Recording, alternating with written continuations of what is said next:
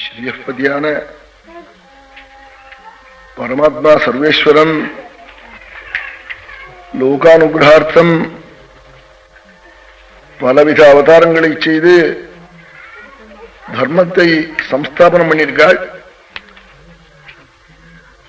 கடைசியில எல்லாத்துக்கும் பலம் என்னன்னா பகவானை போய் நாம் அடைவதுதான் வாஸ்தவமான பலம். அவனை அடைவதற்கு ஞானம்தான் முக்கிய காரணம் என்பதில் எல்லா மதஸ்தாலும் அங்கீகரிச்சது ஞானான் முக்தின்னு. அப்படிப்பட்ட ஞானம் வருவதற்கு பல மார்க்கங்களை சாஸ்திரங்கள்ல சொல்லியிருக்கு. கர்மகாண்டம் இருக்கு, உபாசனா காண்டம் இருக்கு, ஞான காண்டம் இருக்கு. கர்மகாண்டத்தை போய் பார்த்தா அது ரொம்ப ககனமா இருக்கு. அது ரொம்ப ஜாக்கிரதையா பால்யம் முதற்கொண்டு குருகுலத்துல வசிச்சு வேதாத்தியனம் பண்ணி நியமாத்தியனம் பண்ணி அந்த கர்ம சுரூபத்தை தெரிஞ்சுக்கிட்டு அனுஷ்டானம் பண்ணி அதுல இருந்து க்ஷேமத்தை அடையலாம். ஞான காண்டத்தை போய் பார்த்தா அதுக்கு சாதனங்கள் சொல்லியிருக்கிறத பார்க்கிற போது அதுக்கு சன்னியாசாதிகள் எல்லாம் விவிதிஷா சன்னியாசத்தை எடுத்துட்டோமையான ஒரு எதி எப்படி இருக்கணும், என்ன முறையில் நடக்கணும்னு சொல்லியிருக்கிற மார்க்கங்களை பார்த்தா அது ரொம்ப கடினமான மார்க்கம். அது தைரியம் இல்லாதவனால அந்த மார்க்கத்தில் சஞ்சரிக்கவே முடியாது. ரொம்ப தீரனால்தான் சஞ்சரிக்கக்கூடிய மார்க்கம். உபாசனா மார்க்கம் இருக்கே, பக்தி மார்க்கம், இது ரொம்ப சுலபமான மார்க்கம். ஆனா பக்தின்னு தனியா ஒரு மார்க்கம் இல்லை. கர்மாவை விட்டோ ஞானத்தை விட்டோ தனியா ஒன்னும் இல்லை. அதனாலதான் சுவாமி கீதையிலே லோகேஸ்மின் திவிதா நிஷ்டான் விட்டாள். ரெண்டு மார்க்கம் தான், கர்ம மார்க்கம் ஒன்னும் ஞான மார்க்கம் ஒன்னும் ரெண்டு தான். ஆனா பக்தி இல்லாம கர்மா இல்லை, பக்தி இல்லாம ஞானம் இல்லை. பக்தி கூட இருக்கணும், கர்மா கொஞ்சம் குறைச்சலா பக்தி ஏறி அப்படி இருக்கிற மார்க்கம் இருக்கே, இது ரொம்ப சுலபம். அதனாலதான் ஸ்வதர்மாச்சரணம் சக்தியானாள் சுகாச்சாரியாள். எது அவசியமா அனுஷ்டயமான கர்மா உண்டோ அதை அனுஷ்டிச்சு விட்டு பகவானை பஜிச்சு க்ஷேமத்தை அடையலாம்.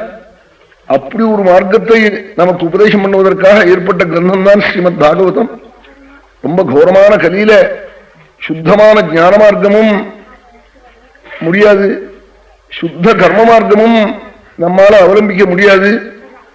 ஆகையினால பக்திக்கு பிராதானியம் கொடுத்து ஒரு மார்க்கத்தை கல்பிக்கணும்னு வியாசாச்சாரியாலே லோகக்ஷேமார்த்தமாய் அனுகிரகம் பண்ணின கிரந்தம் ஸ்ரீமத் பாகவதம்.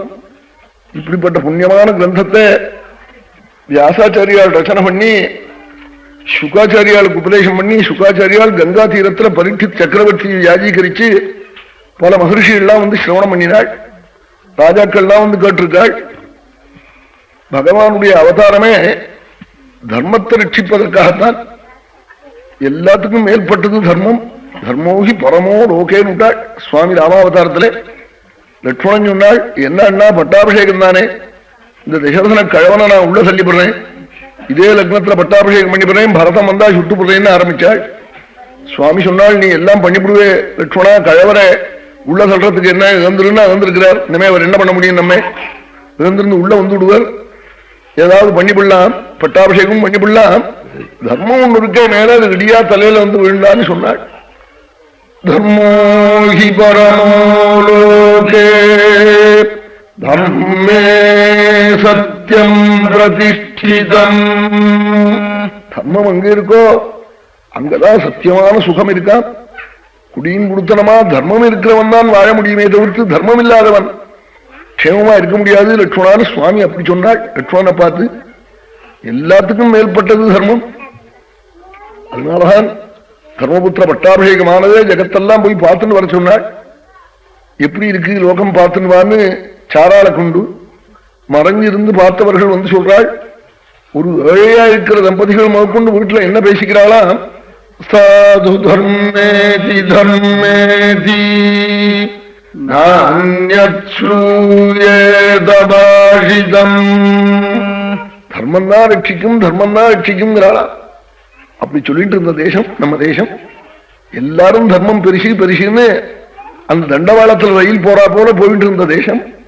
அதனால ஒரு குறவு இல்லாமல் எல்லாரும் சந்தோஷமா இருந்தாள், சந்துஷ்டாளா இருந்தாள்.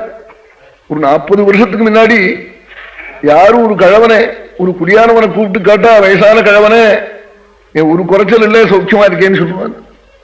அப்படி இருந்துட்டு இருந்தாள். இப்ப சின்ன பையனை முதற்கொண்டு சௌக்கியமானு கேட்டா சௌக்கியம்னு பதில் சொல்ல மாட்டேங்கிறான். அவன் குறைய உடனே ஆரம்பிக்கிறான். இதுக்கு என்ன காரணம்? தர்மம் போயிட்டு, தர்மம் குறைஞ்சு போச்சு. இதை பார்த்துதான் ஆச்சாரியாலாம் கவலைப்படுறாள். இப்பவே இப்படி இருக்கே, கலி இத்தனை 5000 வருஷம் மிச்சம் இருக்கிற போதுதான் இப்படி இருக்குன்னு சொல்லியிருக்கு பவிஷ்யத்துல புராணங்கள்ல. கலி 5000 வருஷம் தான் இப்ப ஆயிருக்கு. ஆரம்பத்திலேயே இப்படி இருந்தா ஆரம்பர 7:30 மணி வெயில படுத்தாத பாடு படிச்சு நான் 12 மணி வெயில் என்ன பண்ணும்? அப்புறம் அதைத்தான் கவலைப்படுறாள். ஆச்சாரியால போலத்து மகான்கள் எல்லாம் தீர்க்கதரிசிகள் அதை பார்த்துதான் கவலைப்படுறாள். அதனாலதான் மகான்கள்லாம் தர்மஞ்சரதம் ஆதர்மம் சத்தியம் வததம் ஆனிருதம் தீர்க்கம் பஷ்யதம் ஆஹ்ரஸ்வம் பரம் பஷ்யதம் ஆபரம்னா சாஸ்திரங்கள்லாம் அப்படி சொல்றது. தர்மத்தை பண்ணு, அதர்மத்தை விட்டுவிடு, சத்தியம் பேசி பொய் பேசாதே, தீர்க்கமான பார்வையை பாரு, குறுகின பார்வை பார்க்காதே, தீர்க்கம் பஷ்யதம் ஆஹ்ரஸ்வம் பரம் பஷ்யதம் ஆபரம். பெரிச பாரு, சின்னத்தை பார்த்து மோசம் விடாதே. அவன் கொண்டேல வாழைப்பூ வந்த உடனே இதான் பலம்னு வெட்டிவிடாதே. அப்புறம் ஒண்ணு இருக்கு மேல பலம், பெரிய மகாபலம் இருக்கு. இப்படியெல்லாம் சாஸ்திரங்கள் நமக்கு உபதேசம் பண்ணி நம்ம சித்தத்தை எப்படி சரி பண்ணணுமோ அது மாதிரி பண்ணிருக்கு. சாஸ்திரங்கள்லாம் போதகமே தவிர்த்து நது பிரவர்த்தகம். சாஸ்திரம் என்ன பண்ணும்? உபதேசம் பண்ணும். ஸ்நானம் பண்ணினா புண்ணியம்னு சொல்லும். குளத்தங்கரையில் கொண்டு போய் விடிய காலம் தள்ளுமோ 4 மணிக்கு இவனை பிடிச்சு தள்ளாது. அது அனுஷ்டான பரிவசாயி ஆகணையானா சாது சங்கம் இன்னகதா சிரவணம் இதுதான் மார்க்கம்னு எல்லாரும் தீர்மானமா சொல்லிவிட்டாள். அனுஷ்டானத்துக்கு யோக்கியமா ஆகணுமையான சாஸ்திரங்கள்ல சொல்லி இருக்கிறது. அது அப்படி சத்சங்கத்தாலையும் புண்ணிய சரித்திர சிரவணத்தினாலையும் தான் அனுஷ்டிக்கிற அனுஷ்டானத்துல ஒரு பிரவൃத்தி வரும்னு சொல்லிவிட்டாள். அப்படி பகவான் அவதாரம் பண்ணி தர்மத்தை சம்ஸ்தாபனம் பண்ணுவதற்காகத்தான் சுவாமி அவதரிச்சாள். தர்ம சம்ஸ்தாபனம்ங்கிறது எப்படி சொல்ற போதே சுவாமியே சொன்னாள். சாது பரித்ராணம் தான் தர்ம சம்ஸ்தாபனம் என்றாள். தர்மத்தை தனியா ஏதோ பந்தக்கால் நாட்டா போல் நாட்ட முடியாது. தர்மத்துக்கு ஸ்வரூபமே இல்லை, இருக்கு அதிர்ஷ்டம்னே பேரு. அதை கண்டே முடிக்க முடியாது. பின்ன என்னவா ரட்சிக்கிறது தர்மத்தை? பரித்ராணாய சாதூனாம் விநாசாய ச துஷ்கிருதாம் தர்ம சம்ஸ்தாபனார்த்தாய சம்பவாமி யுகே யுகே. சாது பரித்ராணம் தான் தர்ம சம்ஸ்தாபனம், துஷ்ட நிகிரகம் தான் தர்ம சம்ஸ்தாபனம். 2 பிரகாரமா இருக்கு தர்ம சம்ஸ்தாபனம். சாதுக்களை ரட்சிக்கிறது மூலம் ஒரு விதமா தர்மத்தை சம்ஸ்தாபனம் பண்ணலாம். துஷ்டால நிகிரகம் பண்ற மூலமாய் ஒரு பிரகாரமா தர்மத்தை சம்ஸ்தாபனம் பண்ணலாம். இந்த 2ம் பண்ண வேண்டிய சந்தர்ப்பத்தில் சுவாமி வருவேன்னு விட்டாள். தர்மம் குறைஞ்ச போது வந்துவிட மாட்டாள். அதர்மத்தையும் வளர்க்கிற துஷ்டால் இருக்கிற போதுதான் சுவாமி வருவாளாம். 2 காரியத்தையும் சேர்த்து ஒரே தடவையில பண்றதுக்காக அப்படி வருவேன்னு சொல்லி அப்படி கீதையில பகவானுடைய வாக்குனாலேயே சொல்லியிருக்காள். அப்படி பகவான் அவதரிச்ச எல்லா அவதாரங்களையும் சேர்த்து சொன்ன கிரந்தம் ஸ்ரீமத் பாகவதம். பிரதானமா கிருஷ்ணாவதாரத்தை வச்சுக்கிண்டு இன்னும் சுவாமி எத்தனை அவதாரங்கள்லாம் பண்ணியிருக்காளோ அத்தனை அவதாரத்தையும் சேர்த்து வர்ணிச்ச கிரந்தம் ஸ்ரீமத் பாகவதம். ராமாவதாரத்துல சுவாமி தன்னை தெய்வம்னு காண்பிக்கவே இல்லை. ஏதோ சில இடத்துல தெய்வம் போல பேசியிருக்காள்.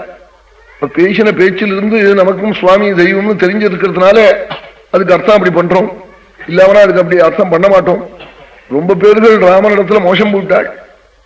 நம்ம போல ராமனுக்கு 2 கை இருக்கு, 2 கண் இருக்கு, 2 கால் இருக்கு, மனுஷன் தானேன்னு அப்படி நினைச்சுட்டோம். யாரோ சில பேர்கள் சபரி தாரே மந்தோதரி சரபங்கர போன்ற சில முனிவர்கள் ராவண தெய்வம்னு தெரிஞ்சுக்கின்றாள்.